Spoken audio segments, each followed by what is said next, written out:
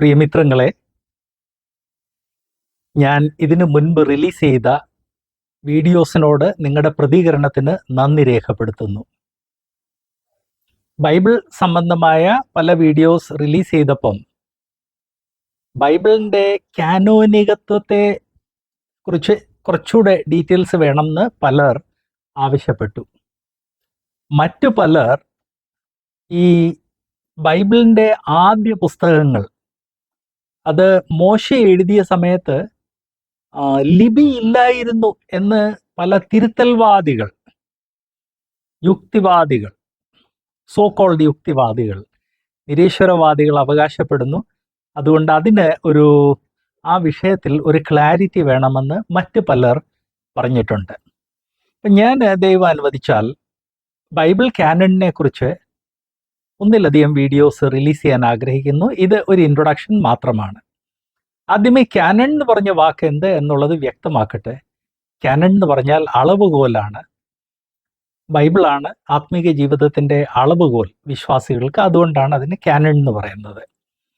അപ്പൊ ആദ്യത്തെ ചോദ്യം, BC 1450 മോശ ബൈബിളിന്റെ ആദ്യത്തെ 5 പുസ്തകങ്ങളും ഇയ്യോബ് എഴുതിയ സമയത്ത് ലിപി ഇല്ലായിരുന്നു. യുക്തിവാദികളുടെ വലിയ ഒരു ഫേവറേറ്റ് ആർഗ്യുമെന്റ്, ലിപി ഇല്ലായിരുന്നു. ശരിയോ തെറ്റോ? നമുക്ക് അവിടുന്ന് തുടങ്ങാം. കാനണിനെ കുറിച്ച് നേരെ സംസാരിക്കുന്നതിന് മുൻപ് കുറച്ച് ബാക്ക്ഗ്രൗണ്ട് ഇൻഫർമേഷനിൽ തന്നെ ആദ്യമേ 1450 BC ലിപി ഉണ്ടായിരുന്നു എന്നുള്ള വിഷയം. അതിൻ്റെ മറുപടി, യുക്തിവാദികൾക്ക് എന്ത് വേണമെങ്കിലും പറയാം. ഞാൻ ഇതിനു മുൻപ് ഓർപ്പിച്ച ഒരു കാര്യമാണ്, ചില്ലിൻ്റെ സാധനങ്ങൾ അടുക്കി വെച്ചിരിക്കുന്ന ഒരു കടയിൽ ഒരു മൂരിക്കാള കയറിയാൽ അത് എങ്ങോട്ട് പോയി കഴിഞ്ഞാൽ അവിടെ നാശമേ ഉള്ളൂ. അതിനാണ് ഇംഗ്ലീഷിൽ bull in A China shop എന്ന് പറയുന്നത്. അതുപോലെ തന്നെ യുക്തിവാദികൾ കയറി ചെന്ന് കഴിഞ്ഞാൽ അവർ ക്രമീകൃതമായിട്ട് ഒരു കാര്യം ചെയ്യേണ്ട ആവശ്യമില്ല. ഈ കാള ക്രമീകൃതമായിട്ട് ഓരോ കപ്പ് എടുത്ത് എറിയേണ്ട ആവശ്യമില്ല, പോയി അങ്ങോട്ടും ഇങ്ങോട്ടും തിരിഞ്ഞാൽ മതി. എക്സാക്ട്ലി ഇത് തന്നെയാണ് യുക്തിവാദികൾ ചെയ്യുന്നത്. വേദപുസ്തകം എടുത്തു, അതിൽ ഏതെങ്കിലും ഒരു വിഷയം എടുത്തു, കുറേ കാര്യങ്ങൾ അതിനെതിരെ അങ്ങ് പറഞ്ഞു. അല്ലാതെ അതിൻ്റെ പുറകെ സയൻസ് ഉണ്ടോ ഹിസ്റ്ററി ഉണ്ടോ ഒന്നും നോക്കേണ്ട ആവശ്യമില്ല, അവർക്ക് നോക്കാറുമില്ല. എന്നാൽ ബൈബിളിനെ ഡിഫെൻഡ് ചെയ്യുന്ന ആളുകളാണ് അത് ക്രമീകൃതമായിട്ട് നോക്കുകയും പരിശോധിക്കുകയും പഠിപ്പിക്കുകയും ചെയ്യേണ്ടെന്നുള്ള കാര്യം ഞാൻ ഓർപ്പിക്കട്ടെ. സോ യുക്തിവാദികൾ പറഞ്ഞു BC 1450 ലിപി ഇല്ലായിരുന്നു, അതുകൊണ്ട് മോശയ്ക്ക് ബൈബിൾ എഴുതാൻ സാധിക്കത്തില്ലായിരുന്നു, അല്ലെങ്കിൽ ബൈബിളിന്റെ 6 പുസ്തകങ്ങൾ എഴുതാൻ സാധിക്കത്തില്ലായിരുന്നെന്ന്. ഇത് പുരാവസ്തു ശാസ്ത്രത്തിലുള്ള കണ്ടുപിടുത്തങ്ങൾക്ക് കംപ്ലീറ്റ്ലി ഓപ്പോസിറ്റ് ആണ്. പുരാവസ്തു ശാസ്ത്രം സോ ഫാർ കണ്ടുപിടിച്ചിട്ടുള്ള ലിപിയും ലിഖിതങ്ങളെക്കുറിച്ച് ചില കാര്യങ്ങൾ ഞാൻ ഓർപ്പിക്കട്ടെ. ആദ്യത്തെ കണ്ടുപിടുത്തങ്ങളെല്ലാം, അല്ലെങ്കിൽ ഏറ്റവും പഴയ കണ്ടുപിടുത്തങ്ങളെല്ലാം മെസോപ്പൊട്ടാമിയയിലുള്ള സുമേരിയയിൽ നിന്നാണ് വന്നിരിക്കുന്നത്. മെസോപ്പൊട്ടാമിയയും സുമേരിയയും നമുക്ക് എല്ലാവർക്കും പരിചിതമായ പേരുകളാണല്ലോ. അവിടെ 3500 BC ലിപി ഉണ്ടായിരുന്നു എന്ന് കണ്ടുപിടിച്ചിട്ടുണ്ട്. 3500 BC എന്ന് പറഞ്ഞാൽ മോശയുടെ സമയത്തേക്കാൾ 2000 വർഷങ്ങൾക്ക് മുൻപ് ലിപി ഉണ്ടായിരുന്നു എന്ന് വ്യക്തമാണ്. അങ്ങനെ കണ്ടുപിടിച്ചതിൽ ചില ഉദാഹരണങ്ങൾ നിങ്ങളുടെ മുൻപിൽ വെക്കട്ടെ. ഒന്നാമത്തേത്, അതിൻ്റെ പേരാണ് കീഷ് ടാബ്ലറ്റ്. ടാബ്ലറ്റ് എന്നുള്ളത് ഈ ബ്രെഡിൻ്റെ ഷേപ്പിലുള്ള മൺഫലകങ്ങൾക്ക്, സാധാരണ ഈവൻ കൽഫലകങ്ങൾക്ക് ഉപയോഗിക്കുന്ന ഒരു പേരാണ് കീഷ് ടാബ്ലറ്റ്. ഇത് ഇതുവരെയും കണ്ടുപിടിച്ചിട്ടുള്ളതിൽ ഏറ്റവും പഴയ ലിഖിതമാണ്. ഇതിന് മുൻപുണ്ടായിരുന്നോ ചിലപ്പോൾ നാളെ കണ്ടുപിടിച്ചെന്നിരിക്കും. ഇത് 3500 BC പ്രൊഡ്യൂസ് ചെയ്തതാ. അപ്പം മോശയ്ക്ക് ലിപി ഇല്ലായിരുന്നെന്ന് 1450 ലിപി ഇല്ലായിരുന്നെന്ന് യുക്തിവാദികൾ പറയുമ്പോൾ ഇത് അതിനേക്കാൾ 2050 വർഷങ്ങൾക്ക് മുൻപ് എഴുതപ്പെട്ടതാണ്. അപ്പോൾ 2050 വർഷം മുമ്പ് ലിപി കണ്ടുപിടിച്ചു കഴിഞ്ഞ് മോശയുടെ സമയമായപ്പോൾ ലിപി ഇല്ലായിരുന്നു. എന്ത് യുക്തിയാണ്, എന്ത് യുക്തിവാദികളാണിത് എന്ന് നാം മനസ്സിലാക്കണം. രണ്ടാമത്തെ പിക്ചർ, ഇത് സൂസ എന്ന് പറഞ്ഞ സ്ഥലത്തു നിന്ന് കണ്ടുപിടിച്ചതാണ്. ഇതും എക്സാക്ട്ലി കീഷ് ടാബ്ലറ്റിന്റെ കാര്യം പറഞ്ഞതുപോലെ 3500ഓളം വർഷം പഴക്കമുണ്ട്. മിഡിൽ ഈസ്റ്റിൽ റൈറ്റിംഗ്, ലിപി വളരെ കോമൺ ആയിരുന്നെന്നുള്ളത് ആർക്കിയോളജിയിൽ കണ്ടുപിടിച്ചിട്ടുണ്ട്. ഇതും മോശയുടെ സമയത്തിന് 2000 വർഷങ്ങൾക്ക് മുൻപായിരുന്നു. സോ മോശയുടെ സമയത്ത് ലിപി ഇല്ലായിരുന്നു, എന്നാൽ ലിപി 2000 വർഷം മുമ്പ് കണ്ടുപിടിച്ചായിരുന്ന എന്ത് യുക്തിയാണെന്നുള്ളത് ദൈവജനം ഒന്ന് ശ്രദ്ധിച്ചാലും. മൂന്നാമത്തേത്, ഇത് മിഡിൽ ഈസ്റ്റിൽ തന്നെ ഖാഫ്ജെ എന്ന് പറഞ്ഞ സ്ഥലത്ത് കണ്ടുപിടിച്ചതാണ്. ഇതിൽ പല രീതിയിലുള്ള സംഖ്യകളും ടേബിൾസ് ഒക്കെയാണ് നാം കാണുന്നത്. അപ്പം ലിപി മാത്രമല്ല, മാത്തമാറ്റിക്സും അറിത്മാറ്റിക്സും പട്ടിക അതെല്ലാം അന്ന് അവൈലബിൾ ആയിരുന്നു. ഇതും മോശയുടെ സമയത്തേക്കാൾ ഏകദേശം 2000 വർഷം മുൻപുള്ളതാണ്. നാലാമത്തേത്, ഇത് ഉറുക്ക് എന്ന് പറഞ്ഞ സ്ഥലത്തു നിന്ന്, ഇതെല്ലാം മിഡിൽ ഈസ്റ്റാ, ഈ മോശ എഴുതിയതിൻ്റെ ചുറ്റുമുള്ള സ്ഥലങ്ങളാണ്. ഉറുക്കിൽ നിന്ന് കണ്ടുപിടിച്ചതാണ്. 3000 BC പ്രൊഡ്യൂസ് ചെയ്തതാ. അഗെയിൻ മോശ പഴയ നിയമത്തിലെ 5 പുസ്തകങ്ങളും ഇയ്യോബ് എഴുതുന്നതിന് 1500 വർഷം മുമ്പ് പ്രൊഡ്യൂസ് ചെയ്തതാണ്. സോ മോശയുടെ സമയത്ത് ലിപി ഇല്ലായിരുന്നെന്ന് യുക്തിവാദികളും തിരുത്തൽവാദികൾ പറയുന്നതിന് യാതൊരു ബേസിസ് ഇല്ല. അവർക്ക് എന്ത് വേണമെങ്കിലും പറയാം. കാരണം ഡിസ്ട്രോയ് ചെയ്യാൻ വരുന്ന ആളിനെ ക്രമീകൃതമായിട്ട് ഒന്നും ചെയ്യേണ്ട. അതില്ല, ഇതില്ല, ഇതില്ല, അത് തെറ്റ്, ഇത് തെറ്റ്, ഇത് തെറ്റെന്നങ്ങ് പറഞ്ഞു പോയാൽ മതി. എന്നാൽ അത് ഒരു സിസ്റ്റമാറ്റിക്കായിട്ട് നമ്മൾ പരിശോധിച്ചു കഴിഞ്ഞാൽ അതെല്ലാം തെറ്റാണെന്നുള്ളത് മനസ്സിലാകും. തീർന്നിട്ടില്ല. മിഡിൽ ഈസ്റ്റ് ആ സമയത്ത് പോപ്പുലേഷൻ്റെ ഏറ്റവും വലിയൊരു കേന്ദ്രമായിരുന്നു. അവിടെ പല ഭാഷകളുണ്ടായിരുന്നു. ഈ ഭാഷകൾക്കെല്ലാം അവരവരുടെ ലിപി ഉണ്ടായിരുന്നു. ഈ ലിപികളിലുള്ള ലിഖിതങ്ങൾ എല്ലാം കണ്ടുപിടിച്ചിട്ടുണ്ട്. അതിലൊന്നാണ്, അടുത്തതാണ് ഈജിപ്റ്റ്. ഈജിപ്ഷ്യൻ കൾച്ചർ വളരെ പ്രാചീനമാണെന്നുള്ളത് നമുക്കറിയാമല്ലോ. അതിന് മുൻപ് ഞാൻ ഒരെണ്ണം പറയട്ടെ. സദേൺ മെസോപ്പൊട്ടാമിയ. സദേൺ മെസോപ്പൊട്ടാമിയയിൽ 3400 BC പ്രൊഡ്യൂസ് ചെയ്ത ഒരു ഫലകമാണ് ഇതിൻ്റെ കൂടെ പ്രദർശിപ്പിക്കുന്നത്. സോ ആ ഹോൾ ഏരിയ സാക്ഷരമായിരുന്നെന്നുള്ളത് ലിപി ഉണ്ടായിരുന്നെന്ന് ഓർപ്പിക്കട്ടെ. അത് കഴിഞ്ഞാണ് നമ്മൾ ഈജിപ്തിലോട്ട് വരുന്നത്.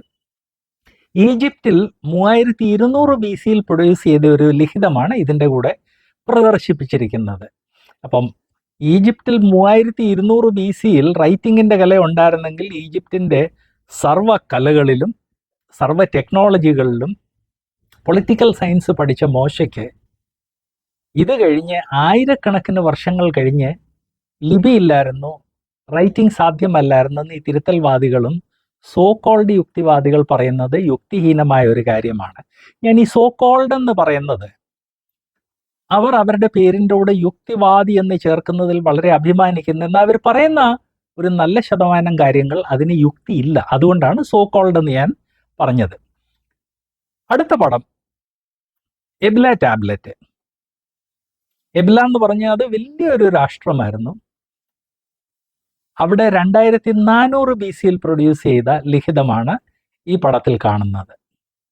ആൻഡ് എബ്ല ടാബ്ലറ്റ്സിൽ പറഞ്ഞിരിക്കുന്നത് ഈ ടാബ്ലറ്റ്സിനേക്കാൾ 1000 വർഷം മുൻപുണ്ടായിരുന്ന ടാബ്ലറ്റ്സിൻ്റെ കോപ്പിയാണെന്ന് ചില ടാബ്ലറ്റ്സിൽ അല്ലെങ്കിൽ ഫലകങ്ങളിൽ പറഞ്ഞിട്ടുണ്ട്. ഏതാണ്ട് 20,000 ഫലകങ്ങളാണ് എബ്ലയിൽ കണ്ടുപിടിച്ചത്. അടുത്തതായിട്ട് അക്കഡിയനും അതേ പീരീഡിൽ പ്രൊഡ്യൂസ് ചെയ്ത ടാബ്ലറ്റ്സ് ആണ്.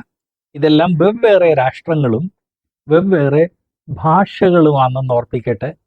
മോശയ്ക്ക് അക്ഷരം ഇല്ലായിരുന്നു, ലിപി ഇല്ലായിരുന്നു എന്ന് പറയുന്ന അതിൻ്റെ ചുറ്റിനുമുള്ള എല്ലാ രാഷ്ട്രങ്ങൾക്കും അവരവരുടെ ഭാഷയും ലിപിയും ഉണ്ടായിരുന്നെന്ന് ഓർപ്പിക്കട്ടെ. ആൻഡ് ഈജിപ്തിന് അവരുടേതായ ഉണ്ടായിരുന്നെന്ന് ഓർപ്പിക്കട്ടെ. അടുത്ത പടത്തിൽ നാം കാണുന്നത് എലാം, ഇന്ന് ഇറാഖിലാണ്. എലാമിലുള്ള ലിഖിതങ്ങളാണ്. ഇത് 2300 BC പ്രൊഡ്യൂസ് ചെയ്തതാണ്. സോ ഇത്രയും കാര്യങ്ങൾ ഞാൻ പറഞ്ഞത് എല്ലാം പെട്ടെന്നൊന്ന് റിവ്യൂ ചെയ്യട്ടെ. കീഷ് ടാബ്ലറ്റ്, ക്ലേ, സൂസായിലെ ക്ലേ ടാബ്ലറ്റ്സ്, ന്യൂമെറിക്കൽ ടാബ്ലറ്റ്സ്, പിന്നെ ഉറുക്കിലുള്ള ടാബ്ലറ്റ്സ്, സദേൺ മെസോപ്പൊട്ടാമിയയിലുള്ളത് Egyptian writings, Ebla tablets, Akkadian, Elamite, 9 രീതിയിലുള്ള ലിഖിതങ്ങളാണ് ഞാൻ ഇതുവരെയും കാണിച്ചത്. ഇത് 9ഉം മോശയായിരുന്ന സ്ഥലത്തിന്റെ ചുറ്റിനുമുള്ള 9 രാഷ്ട്രങ്ങളുടേതാണ്. ഒന്ന് ഈജിപ്തിൻ്റെതും അതിൻ്റെ ചുറ്റിനുള്ള 8 രാഷ്ട്രങ്ങളുടേതാണ്. അതുകൊണ്ട് മോശയുടെ സമയത്ത് ലിപിയില്ലായിരുന്നു. അതുകൊണ്ട് മോശയ്ക്ക് ബൈബിളിലെ 6 പുസ്തകങ്ങൾ എഴുതാൻ സാധിക്കത്തില്ലായിരുന്നെന്ന് ആരെങ്കിലും ക്ലെയിം ചെയ്താൽ അത് തെറ്റാണ്. 2, എന്നെ ശ്രവിക്കുന്ന പലർക്ക് അവരുടെ മനസ്സിലുള്ള ഒരു സംശയമാണ്, ബൈബിൾ എഴുതിയ സമയത്ത് ഭാഷയുണ്ടായിരുന്നോ, ലിപി ഉണ്ടായിരുന്നോ? അതിൻ്റെ മറുപടി ഞാൻ വ്യക്തമായിട്ട് നിങ്ങളോട് പറഞ്ഞു കഴിഞ്ഞു. ഇത്രയും കാര്യങ്ങൾ വ്യക്തമാക്കുമ്പോൾ പലർ ചോദിക്കുന്ന ഒരു കാര്യം, ഓക്കെ, ഭാഷയുണ്ടായിരുന്നു, ലിപി ഉണ്ടായിരുന്നു, പല രീതിയിലുള്ള ലിപികൾ ഉണ്ടായിരുന്നു. അന്ന് ബുക്സ് ഇല്ലായിരുന്നല്ലോ, പേപ്പർ ഇല്ലായിരുന്നല്ലോ. പേപ്പർ ഏതാണ്ട് 100-ന്റെ 200-ന്റെ AD ഇടയ്ക്ക് ചൈനക്കാരാണ് കണ്ടുപിടിച്ചത്. അപ്പോൾ AD 100-ന്റെ 200-ന്റെ ഇടയ്ക്ക് ചൈനക്കാർ പേപ്പർ കണ്ടുപിടിച്ചപ്പോൾ അതിൽ നിന്ന് 1500 വർഷങ്ങൾക്ക് മുൻപ് മോശ എങ്ങനെ എഴുതി കാണും? എഴുതാൻ അവരുടെ കയ്യിൽ മീഡിയം ഒന്നും ഇല്ലായിരുന്നെന്ന് പറഞ്ഞു തന്നിരിക്കും. ഞാൻ ഇതിനു മുൻപ്, ഇത്രയും പറയുന്നതിന് മുൻപ് 9 പടങ്ങൾ കാണിച്ചു. ഈ 9 പടങ്ങളിലും നാം കാണുന്നത് മൺഫലകങ്ങളാണ്. അപ്പൊ എഴുതുവാൻ വേണ്ടി അവർക്ക് മീഡിയം ഉണ്ടായിരുന്നതിൽ ഒന്നാമത്തേതാണ് മൺഫലകങ്ങൾ.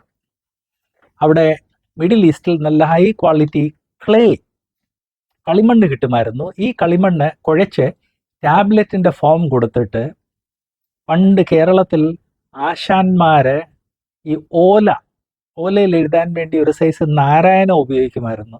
ഇതുപോലെ തന്നെ ഉള്ള ഒരു ഇൻസ്ട്രുമെന്റ് ഉപയോഗിച്ച് ഈ മൺഫലകങ്ങളിൽ എഴുതിയിട്ട് ഈ മൺഫലകങ്ങൾ ആ മിഡിൽ ഈസ്റ്റിലെ കഠിന വെയിലത്ത് ഉണക്കിയാൽ അത് ഇന്ന് നമ്മുടെ ഈ മണ്ണും കൊണ്ടുള്ള ചട്ടികളൊക്കെ ഉണ്ടല്ലോ, മൺപാത്രങ്ങളുണ്ടല്ലോ, അത്രയും തന്നെ ഹാർഡായിട്ട് ഇരിക്കും, പിന്നെ അത് നശിക്കത്തില്ല.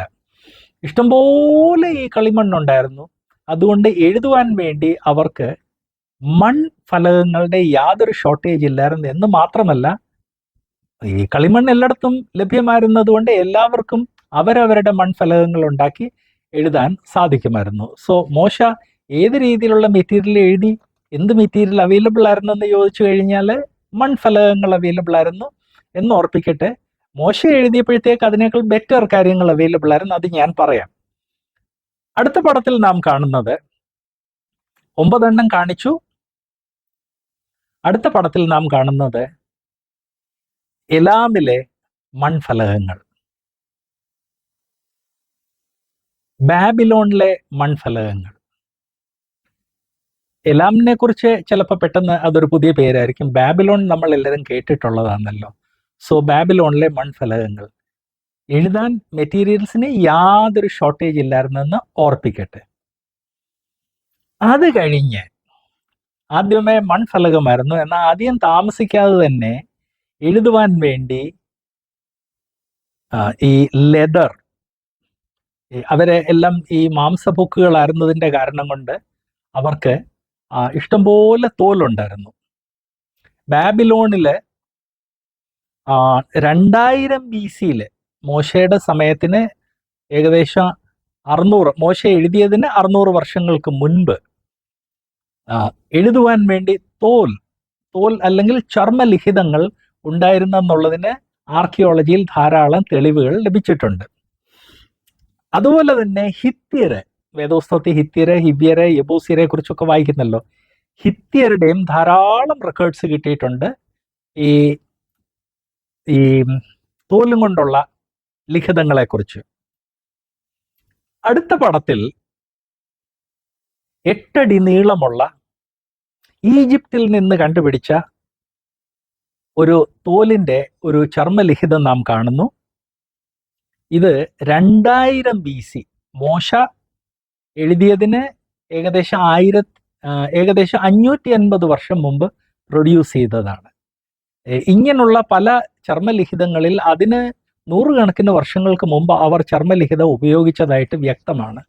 സോ വേദപുസ്തകത്തിൻ്റെ 6 പുസ്തകങ്ങൾ പോലുള്ള ദീർഘ ഗ്രന്ഥങ്ങൾ എഴുതുവാൻ വേണ്ടി ചർമ്മലിഖിതങ്ങൾ അല്ലെങ്കിൽ ലെതറിൻ്റെ സ്ക്രോൾസ് മോശയ്ക്ക് അവൈലബിൾ ആയിരുന്നെന്ന് ഓർപ്പിക്കട്ടെ. നമ്മൾ പുറപ്പാടിലെ ആ ഹിസ്റ്ററി വായിക്കുമ്പോൾ അവർക്ക് ലക്ഷക്കണക്കിന് മൃഗങ്ങൾ ഉണ്ടായിരുന്നെന്നുള്ളത് വ്യക്തമാണ്. അവർ കനാനിൽ പ്രവേശിക്കുന്നതിന് മുൻപ് 20 ലക്ഷത്തിൽ കൂടുതൽ ആളുകളായി കഴിഞ്ഞായിരുന്നു. അവരെ എല്ലാം അവരുടെ മൃഗങ്ങളാണ് പോഷിപ്പിച്ചത്. ഇവരെല്ലാം മാംസം ഭക്ഷിക്കുന്ന ആളുകളായിരുന്നു. അതുകൊണ്ട് ഈ മൃഗത്തിൻ്റെ എല്ലാം തോലെടുത്ത് ഉണക്കി വൃത്തിയാക്കി പ്രോസസ്സ് ചെയ്ത് എഴുതുവാൻ വേണ്ടി എത്ര മെറ്റീരിയൽ വേണം, അത് മോശയ്ക്ക് മാത്രമല്ല യഹൂദന്മാർക്ക് എല്ലാവർക്കും ലഭ്യമായിരുന്നു. അതുകൊണ്ട് ഏത് മെറ്റീരിയലിലാണ് പഴയ നിയമത്തിലെ ആദ്യത്തെ പുസ്തകങ്ങൾ എഴുതപ്പെട്ടതെന്ന് ചോദിച്ചു കഴിഞ്ഞാൽ ലെതറിലാണ് എഴുതപ്പെട്ടത്. എന്നാൽ ലെതർ മാത്രമല്ല അവർക്ക് ലഭ്യമായിരുന്നത്. ഇന്ന് കേരളത്തിൽ ഈ കൈതേം കൊണ്ടുള്ള പായ അങ്ങനെ കാണാനില്ല. എന്നാൽ ഒരു കാലത്ത് കേരളത്തിൽ കൈതേം കൊണ്ടുള്ള പായ, കൈതേം കൊണ്ടുള്ള മെത്തപ്പായ ഒക്കെ ഉണ്ടാക്കുന്ന ഒരു സിസ്റ്റം ഉണ്ടായിരുന്നു. ആ കൈത പോലെ തന്നെ ഈജിപ്ത് ഏരിയയിൽ ഒരു കൈത ഉണ്ടായിരുന്നു. അതിൻ്റെ പേരാണ് പെപ്പിറസ്. ആ പെപ്പിറസിൻ്റെ നീണ്ട ഇലകൾ എടുത്ത് അത് തുണി നെയ്യുന്നത് പോലെ അല്ലെ പാ നെയ്യുന്നത് പോലെ നെയ്ത് അതേലൊരു സൈസ് പ്രത്യേക കളിമണ്ണ് ലേപം ചെയ്ത് വളരെ സ്മൂത്തായിട്ടുള്ള ഒരു കല്ലും കൊണ്ട് ഉരച്ച് വെയിലത്ത് വെച്ച് അതിനെ എഴുതുവാൻ വേണ്ടിയുള്ള ഷീറ്റ്സ് ആക്കി മാറ്റുമായിരുന്നു. അതിനാണ് പെപ്പിറസ് എന്ന് പറയുന്നത്. കൈതയ്ക്കും പെപ്പിറസ് എന്നാണ് പറയുന്നത്. അതിൽ നിന്ന് ആ പേപ്പർത്തുള്ള വാക്ക് വന്നതെന്നൂടെ ഞാൻ പെട്ടെന്നൊന്ന് ഓർപ്പിക്കട്ടെ. തോലിനോട് തുലനം ചെയ്തു കഴിഞ്ഞാൽ ഈജിപ്ത് ഏരിയയിലൊക്കെ പെപ്പിറസ് വളരെ ചീപ്പായിരുന്നു. ആർക്ക് വേണമെങ്കിലും പെപ്പിറസ് കൊണ്ടുള്ള റൈറ്റിംഗ് മെറ്റീരിയൽ ഉണ്ടാക്കിയെടുക്കാമായിരുന്നു. അപ്പോൾ മോശയ്ക്ക് ലെതർ മാത്രമല്ല പെപ്പിറസും ലഭ്യമായിരുന്നു എന്നുള്ള കാര്യം ഞാൻ ഓർപ്പിക്കട്ടെ.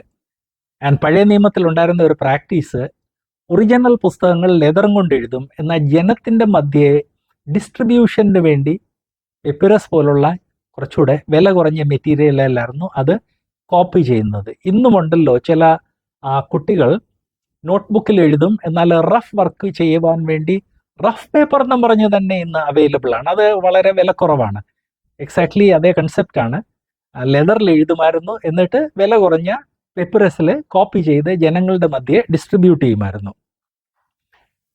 ഇതിൻ്റെ ഞാൻ പറഞ്ഞുകൊണ്ടിരിക്കുന്ന സമയത്ത് നിങ്ങൾക്ക് സൈഡിൽ കാണാവുന്ന പടത്തിൽ പെപ്പിറസ് ആണ് നമ്മൾ കാണുന്നത്. പെപ്പിറസിൻ്റെ ഷീറ്റ്സ്. ഇത് മോശയ്ക്ക് 1500 വർഷം മുമ്പ് ലഭ്യമായിരുന്നത്. 3000 BC പെപ്പിറസ് ആണ് ഇവിടെ കാണിച്ചിരിക്കുന്നത്. അടുത്ത പാഠത്തിൽ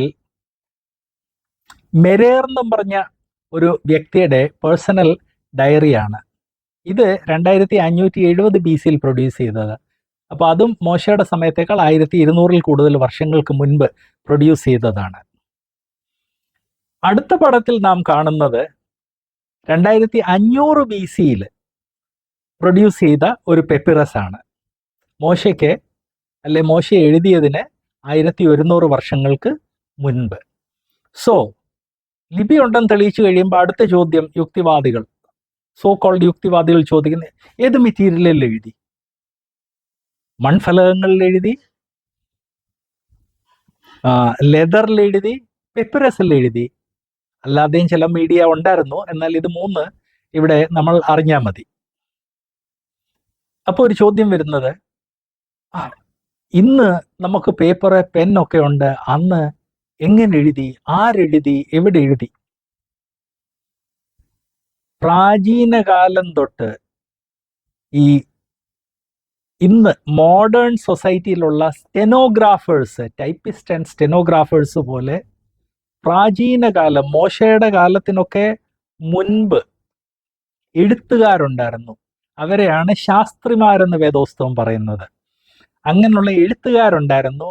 എല്ലാ പട്ടണങ്ങളിലും, എല്ലാ കൾച്ചേഴ്സിലും, എല്ലാ സിറ്റീസിലും ചിലർ ശാസ്ത്രിമാരാകാൻ വേണ്ടി ട്രെയിനിങ് എടുത്ത് അവരായിരുന്നു ഒഫീഷ്യൽ കാര്യങ്ങളൊക്കെ എഴുതുന്നത്. പൗലോസ് തൻ്റെ ലേഖനങ്ങൾ ശാസ്ത്രിമാരെ ഡിക്റ്റേറ്റ് ചെയ്താണ് എഴുതിപ്പിച്ചത്. എന്നാൽ ഇതൊരു ആധുനിക പ്രാക്ടീസ് അല്ലെന്ന് ഞാൻ ഓർപ്പിക്കട്ടെ. മോശയുടെ സമയത്തിനും 500 വർഷങ്ങൾക്ക് മുൻപ് ശാസ്ത്രിമാര് ഉണ്ടായിരുന്നു എന്ന് തെളിവ് ലഭിച്ചിട്ടുണ്ട്. ഈ വീഡിയോയുടെ സൈഡിൽ കാണുന്ന പടത്തിൽ അസീറിയയിലെ ട്രെയിനിങ് എടുത്ത 2 ശാസ്ത്രിമാരുടെ പടമാണ് നാം കാണുന്നത്.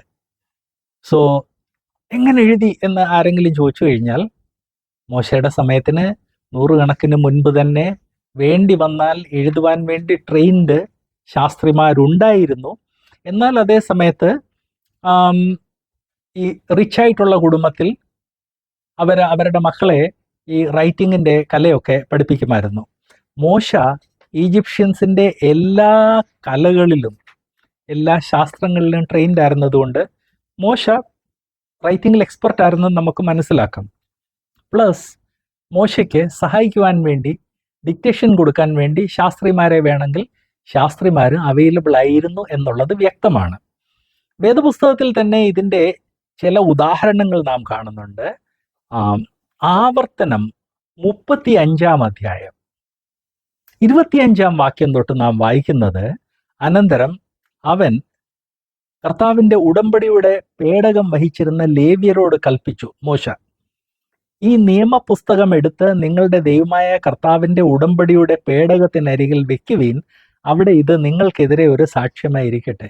സോ റൈറ്റിംഗ് അവൈലബിൾ ആയിരുന്നെന്ന് മാത്രമല്ല, എഴുതി കഴിഞ്ഞ് അത് പ്രിസർവ് ചെയ്യുന്ന സിസ്റ്റമും ഉണ്ടായിരുന്നു. മോശ ഇസ്രായേൽ മക്കളുടെ കൂടെ 40 വർഷമാണ് യാത്ര ചെയ്തത്. ഈ 40 വർഷം അവർ ആഗ്രഹിക്കുന്നതിലധികം തോല് ലഭ്യമായിരുന്നു, ആഗ്രഹിക്കുന്നതിലധികം പെപ്പറസ് അവൈലബിൾ ആയിരുന്നു. സോ മോശ ഡെവലപ്പ് ചെയ്ത ഒരു പ്രാക്ടീസ്, ദൈവാത്മാവ് ഗൈഡ് ചെയ്ത് എഴുതിയ ബുക്സ്, അതിൻ്റെ ലെതർ സ്ക്രോൾസ് ഒറിജിനൽ കോപ്പി പേടകത്തിൻ്റെ അടുത്ത് വെക്കുകയാണ് ചെയ്തത്.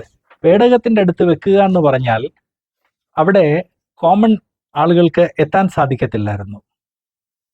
അത് ഒരു സേഫ്റ്റി ലോക്കറിൽ വെക്കുന്ന അതേ രീതിയിലായിരുന്നു. അങ്ങനെ വെച്ചിട്ട് അതിൻ്റെ കോപ്പീസ് ആയിരുന്നു ജനങ്ങൾക്ക് കൊടുത്തിരുന്നത്. കോപ്പി ചെയ്യുന്ന ഒരു സിസ്റ്റം ഉണ്ടായിരുന്നെന്നുള്ളത് പഴയ നിയമത്തിൽ പലയിടത്തും നാം വായിക്കുന്നു. അതിൽ ഒരെണ്ണം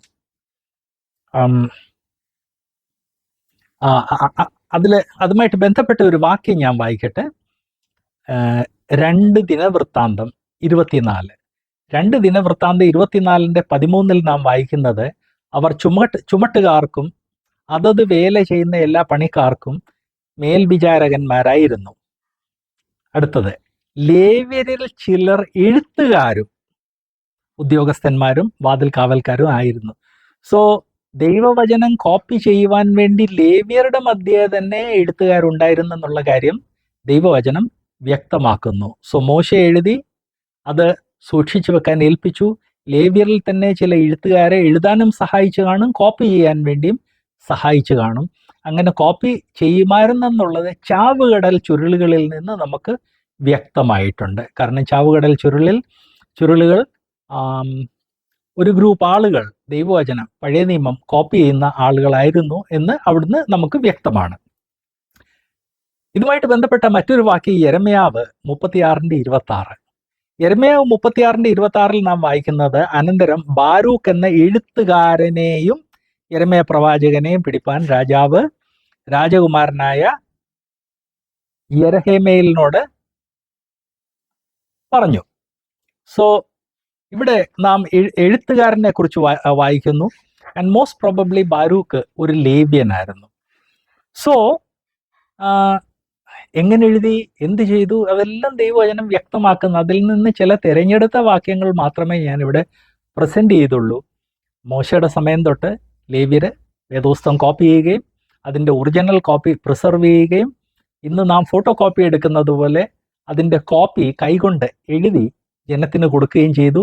ഏറ്റവും കോസ്റ്റ്ലി ആയിട്ടുള്ള മെറ്റീരിയൽ എഴുതി അത് പ്രിസർവ് ചെയ്തു, ചീപ്പായിട്ടുള്ള മെറ്റീരിയൽ എഴുതി അത് ജനത്തിന് കൊടുത്തു.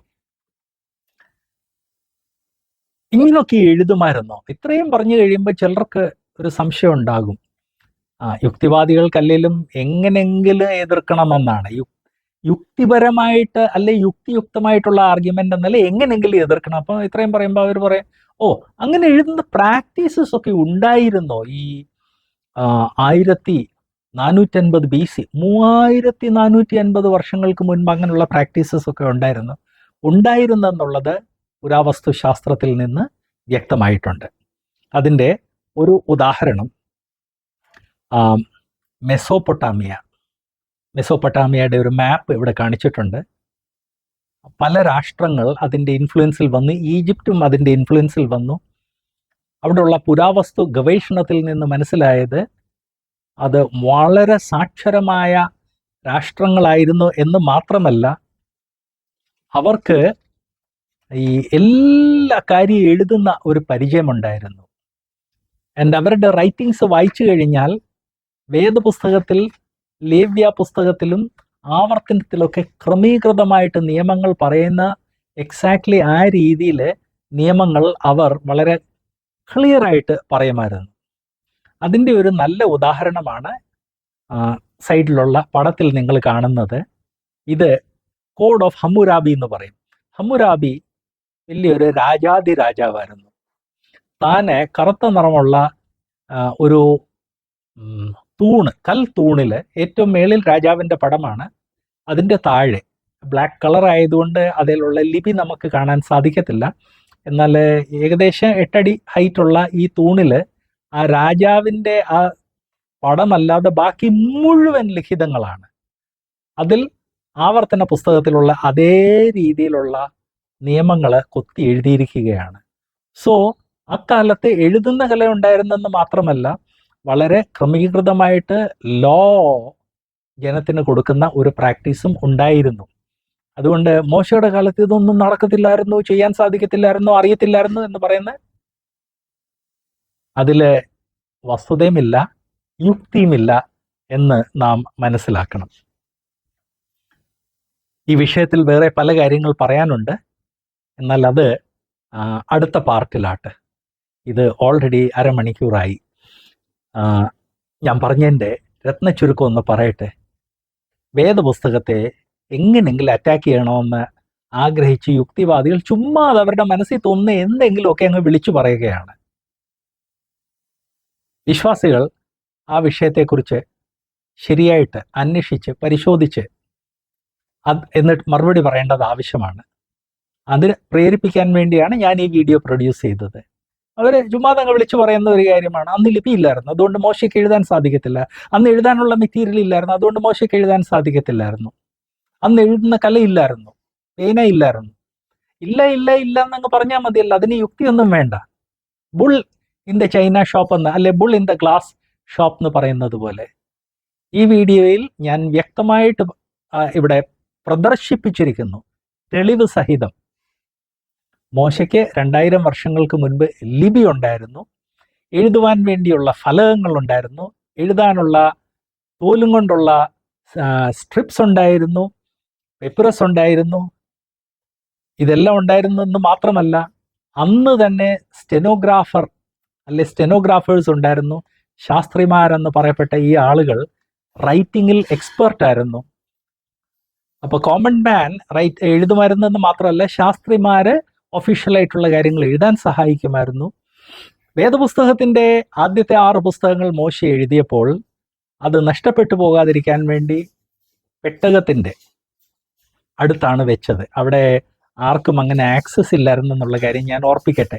എന്നാൽ ആ പുസ്തകങ്ങൾ ജനം വരെ, ഈ ദൈവിക ഗ്രന്ഥങ്ങൾ ജനത്തിൻ്റെ അടുത്ത് എത്താൻ വേണ്ടി ലേവ്യരുടെ മധ്യേ എഴുത്തുകാരുണ്ടായിരുന്നു. ഈ എഴുത്തുകാരായിരുന്നു ഇതിൻ്റെ കോപ്പി വളരെ ചീപ്പായിട്ടുള്ള മെറ്റീരിയൽ പെപ്പിറസിൽ പ്രൊഡ്യൂസ് ചെയ്ത് ജനത്തിന് കൊടുത്തിരുന്നത്.